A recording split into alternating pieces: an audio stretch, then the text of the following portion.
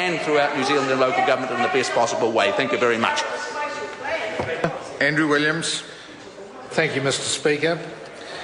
I take a call on behalf of New Zealand First, and we also oppose this bill. I'd like to quote from John Key, MP, National Party leader, on the 28th of July 2008, 6 months before he became Prime Minister.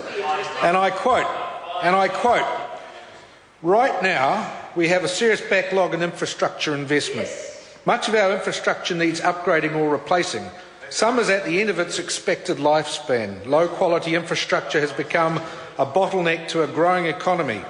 Local authorities have identified in their long-term council community plans a required investment of around $30 billion over the next 10 years. Most of this goes to paying for roading and the so-called three waters: drinking water, wastewater and stormwater. Central government is also facing an infrastructure spend of about the same magnitude over the next decade. This makes infrastructure a $60 billion issue, and we have to have the right approach to dealing with it. It's my view, and this was the view of John Key, MP, leader of the National Party prior to becoming Prime Minister. He said, "It's my view that central government has much to learn from local government, when it comes to infrastructure planning, investment and management." Well, who said that? Who said that? Mr. John Key as leader of the opposition. But it gets worse for the National Party. He then went on to subsequent local government New Zealand conferences, not just in 2008, but in 2009 and 2010 and 2011, and I think he even maybe mentioned it, but to a much lesser degree, in 2012, how dependent and how much of a partnership was required with local government in New Zealand if this country was going to pick up and lift its economic performance, and how this was a partnership with central government. And what happens? Local government responds to the former opposition leader, Mr. John Key, in July 2008, and they lift their performance, and they carry on lifting their performance to help meet the infrastructure deficit in this country. And what happens?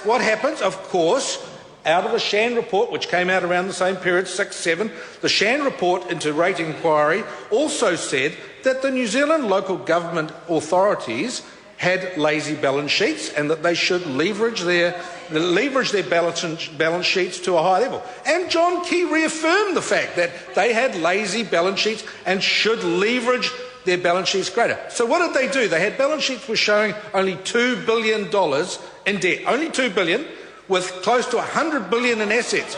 $100 billion in assets. So you've got $100 billion in assets, and sure, a lot of those are roads and footpaths, but you've got $100 billion in assets, and you've got $2 billion in leverage, and the government is saying we've got a $60 billion infrastructure shortfall, and the Prime Minister is saying we've got to do something about this to lift our economic performance. And then the Shan report comes out and tells all the councils, you should leverage your balance sheets, and they do. They respond to all that, and they take their balance sheets from $2 billion to $8 billion over a period of about 9 years, while this government takes its balance sheet from about $16 billion to $55 billion in deficit in 4 years, in half the time that local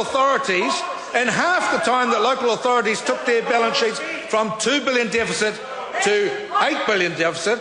This national government, in 4 short years, goes from 16 odd billion to 55, and it gets worse. It gets worse because they're projecting to go to $75 billion deficit. So here on the one hand, they are criticising the councils who are trying to meet the partnership deal with central government, that the challenge laid down by John Key, leader of the opposition, in July 2008, as we remember. They respond to the challenge, and the government, meantime, increases its deficit so many times more, it's just unbelievable, and yet local government is the one that's being criticised. Well, quite frankly, I'm appalled. Further, At the local government conference this year, 78 councils, as we heard before, said, but I recall this, 78 councils voted against what the government was doing in terms of removing the purpose of the Local Government Act around the four well-beings. And I want to quote from Lawrence Jewell, the President of Local Government New Zealand, who is a good National Party supporter and possibly a future candidate for the National Party in the electorate of Tuki. Maybe, but who knows? Who knows? Who knows? Well, exactly. But anyway, Lawrence Jewell, a good National Party man, supporter of the National Party, said, it's been a challenging year for local government New Zealand for our sector.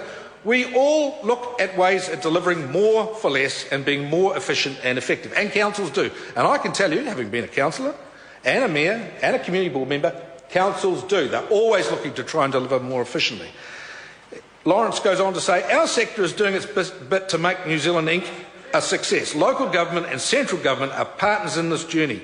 Local government does have some concerns with the government's better local government reform agenda, but there are also some areas which we agree with central government, such as the regulatory areas. We all agree the regulatory side can be tidied up and it can be improved. We all agree there are efficiencies to be made in some areas. But, he says, local government questions the proposal to refocus the purpose of local government in the Local Government Act 2002 amendment. He says, we believe this fundamentally undermines the integrity of the relationship local authorities have with their communities. Laura, a good National Party mayor and future candidate for the National Party in Tuki said that. And further, he says part of the purpose of the current Act ensures outcomes must be delivered to communities. If one of the reasons for the changes is to limit the role of local government, then we question this approach. So even their own supporters are questioning them. Even mayors of the 78 councils around New Zealand, and a lot of them are National Party mayors, I can tell you a lot of them are National Party mayors, a lot of them are saying you are wrong. And I look across at the benches there and I count the number of people who have had involvement in local government. And I'm just trying to think, did Maggie Barrick? No, don't think so. No, did anyone up the back benches? Don't think so. Did anyone over here? Don't. You know, how many of them have actually had local government experience? And yet they come out and think they're experts. They think they're experts. Well, I can tell you that if you don't understand what a community is about, if you don't understand what a city is about, if you don't want to understand what a district's about, and if you don't understand that here in New Zealand... Order. A point of order, Maggie. I don't know that you need to be on the receiving end of so much of this nonsense. Yeah, the member will just mind his pronouns. Thank you very much, Mr. Speaker. But I'm sure you, Mr. Order. Speaker, do know what a city is about and what a region is about and what a district is about, because at the end of the day, we only have two tiers of government. A point of order, Phil Twyford. So I'm not sure it's within standing orders for the member for North Shore to refer to Mr Williams' speech as nonsense in a point of order. That's a debatable point. No, I'm not upholding that. But sir, in a point of order, to describe another member's speech as nonsense in a point of order, that is in fact a debating point itself, is it not? It is not a point of order.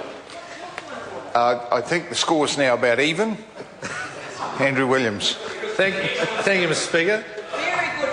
But what I can say, and I can say this from real experience, if they don't understand that the second tier, we only have two tiers of government in this country, central government, local government. If they do not understand that the second tier of government is the social fabric of our communities, is the glue between those communities, is the catalyst for so much happening in our communities, and if that second tier of government in New Zealand is not able to continue delivering for the needs of communities, whether they be rural communities, whether they be city communities, whether they be small townships, if they cannot continue delivering, then we're going to live in a very sad society in this country. We're going to live in a very sad society.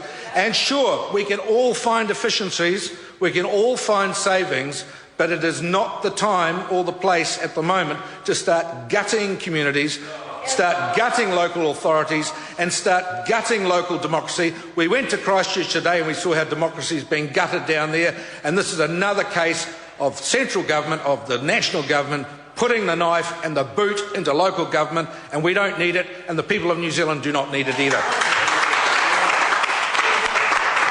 A point of order, Phil Twyford. Mr Speaker, it doesn't seem right that there are no ministers taking calls on this debate Order. in the National Party. And it's certainly not right that the member parades that as a point of order. That's not right either. Maggie Barry. Thank you, Mr. Speaker.